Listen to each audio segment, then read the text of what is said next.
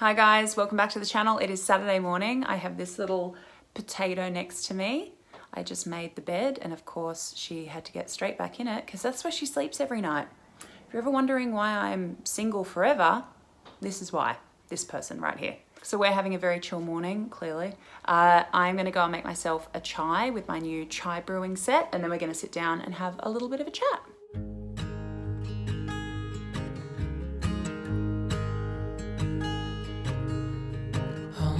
Child, I know you're hurt and you can't let go.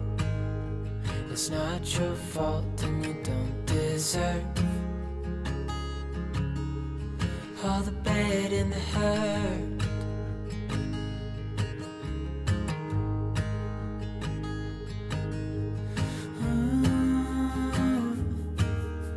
I know you tried so hard.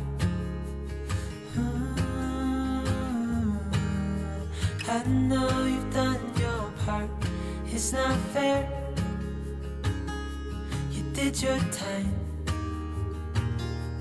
How much longer will you it's so good. I love the little sort of like chai set that I got. It got here yesterday because I don't drink coffee, or I try not to drink coffee. It sort of wreaks havoc with my anxiety, but this is enough of sort of a ritual that it feels like it replaces the ritual of coffee, because that's what's really appealing about coffee, right? It's sort of part of the habit that we get into. So, you know, having the little brew thing and straining it and getting the honey right, and the preparation just feels like a nice way to sort of start the day, taking place of what I really miss, which is coffee. But yeah, those of us with anxiety should be a bit mindful about how much coffee we're drinking, because it can really spike your cortisol levels, which is a stress hormone.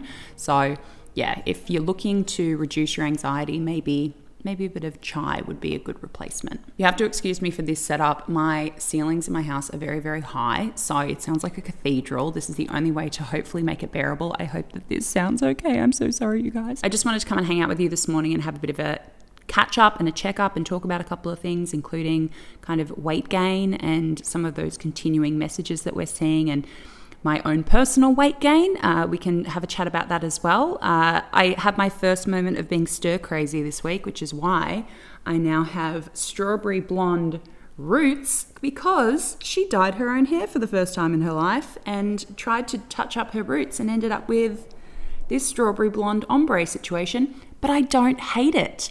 I actually really like it. My hairdresser is going to be furious, but I love it. I messed up the dyeing process twice and this is what I got. So it's a little bit Buffy season 3 with the two-tone situation, bit of a 90s throwback. And also, you know, I love me some Ron Weasley, so little tribute, which would mean that we would be related, but I don't want, anyway, that's getting into a subject we don't need to go into. Let's save that for another time. So most importantly, I want to hear how you guys are going in the comments below, how you're coping, how you're managing, what's working for you. Most importantly, the more ideas we have of how to cope and how to get through this period, the better. And I know that there's people with different degrees of stress and anxiety going on at the moment. If you're a health worker, if you're a grocery store worker, if you're a janitor, a garbage person, thank you for making the world carry on as best as we can and saving people's lives and keeping us all safe. It's just extraordinary. And I think that people are generally very kind and very gracious about that. But yeah, these are a lot of unsung heroes who we don't see doing a lot of work behind the scenes, keeping life as normal as it can be for the rest of us. The number one thing that I've continued to hear from you guys is the overwhelming, unhelpful messaging that we're getting about freaking out about weight gain, this obligatory messaging like you have to do something about it or prevent it. And I put something up on my Instagram yesterday that you guys had a really strong reaction to in a positive way. It had like over 1,000 likes in a couple of hours, where I was having dinner with my mum and my grandmother. We're very lucky that we can do that, and we're supporting local restaurants and businesses by making a date with each other every Friday, and we get food from whoever's doing sort of takeaway and delivery. And my gran sets her dining table and we have a little drink together in her like good room. And then we sit around and we have dinner together and listen to music. Like last night we had Nat King Cole on, and just catch up and act as normally as we can. And Gran had like a scarf around her head and makeup on, and Mum and I get dressed up because I said to Mum a couple of weeks ago, we've got to keep things as normal as we can. And it's especially important for Gran because she is on lockdown. We can't have her leaving the house. I'm essentially running around doing everything for her because we can't risk exposing her to anything. And I snapped a photo of my burger and my chips, which I had, which was chef kiss. And obviously I share photos of my food with you guys occasionally. I don't do full what I eat in a day videos or anything, but it's been important to me over the years to show you my ongoing relationship with food as a recovered person, that it is so various, and there's no, oh, this is a cheat thing or this is special. It's just like, if it's a salad, if it's a sandwich, if it's cereal, if it's pizza, if it's a burger, it's all got the same kind of feeling to it or the same value to it. So I put up this post of my burger and chips last night, and very simple caption, which was just basically like, hi, I've gained weight in quarantine and I don't care. And the reason I did that is not because I put an emphasis on weight or weight loss, weight gain. I don't really, talk about that as, a theme of recovery or my life, because it isn't. My focus on weight is minimal, zero almost. I don't weigh myself, I don't measure myself, but I just thought if I was in a recovery headspace going through this quarantine experience and seeing all of these posts from people who have come out of the woodwork as freaked out, right? People who we wouldn't have guessed would be pushing this message are now contributing to the normalization of being fearful of weight gain and your body changing at different times of your life for different reasons, which everybody is entitled to. I would have liked to have seen someone just be like, yeah, I've gained weight and that's all I have to say about it. I don't care. It's not going to change my movement habits. It's not going to change my food habits. I'm going to eat this burger. I'll wake up tomorrow and have my chai and my toast, and I'll go for a walk if I feel like it. That's not going to change. That's been my life for the last however long. It doesn't mean anything. My weight has fluctuated in the last few years because it's a human body, and I've gone through different experiences and different health experiences and different, scenarios where my body is going to change, and that will happen for the rest of my life. This just happens to be a period where it's changing because we're in quarantine. That's it. And that's not to say that your expectation of yourself should be mine, which is that I don't care and it doesn't bother me. But I want you to see that that's possible. I want you to see that you don't get out of this eating disorder stuff and then become disordered like everyone else. When I said on a live the other day, we're not aiming for everyone else's disordered. We're not aiming for diet culture nonsense. We are aiming for beyond that.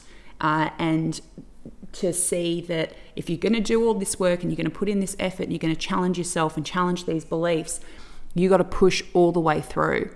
And that is to get to the point where you can look at weight loss and weight gain and go, all right, doesn't tell me anything about myself. It doesn't make me less of a good friend or family member. It doesn't make me a better or worse coach. It doesn't make me more funny, because is that possible? No, I'm kidding. It doesn't change anything, and it doesn't change anything about you either. You have permission, your body has permission to respond to this period however it needs to.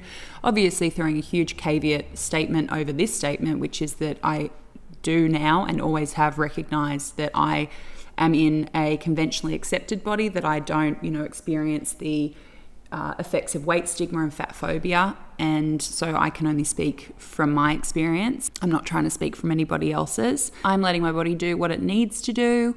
I am going to continue to respond to my hunger, to my cravings, to my desire to move when it comes up in a way that's enjoyable and calming, not punishing and unproductive in the sense that it's compensating for something.